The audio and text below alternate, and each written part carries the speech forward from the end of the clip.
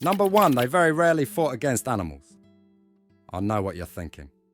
I've told you about how safe most gladiatorial fights were, but what about fighting animals? This may surprise you, but the chances of being eaten by a lion or torn apart by a bear were pretty slim. Tangling with wild beasts was reserved for the venators and bestiaria, special classes of warriors who fought all kinds of things. Deer, ostriches, lions, crocodiles, bears, and even elephants. But in fact, many more animals than humans died during these battles. Animal hunting tended to open the games, and it was not unusual for dozens of unfortunate creatures to be killed in a single performance. 9.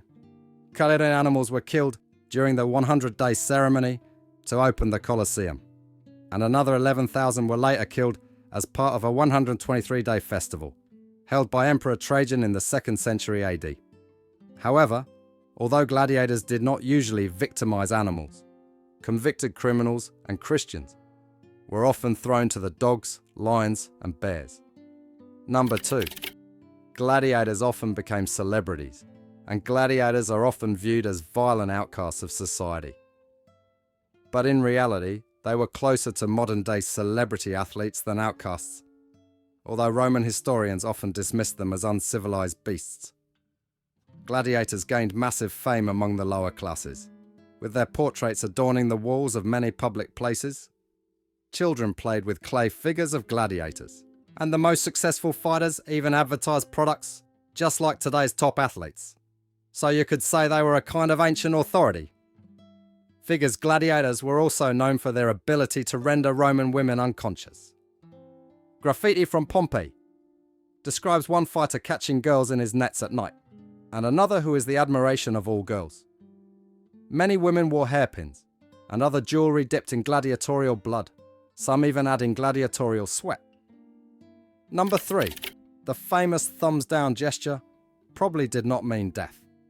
We continue to talk about death and clarify a common misconception about gladiatorial combat. If a gladiator was seriously wounded or threw down his weapon in defeat, his fate was left in the hands of the spectators in the competition, held in the Colosseum. The emperor had the final say in whether the warrior lived or died, but rulers and organisers of the fights often let the people make the decisions. In paintings and films often show how the audience showed great. The spectators are often shown giving a thumbs down when they wanted a disgraced gladiator to be killed. But this may not be accurate.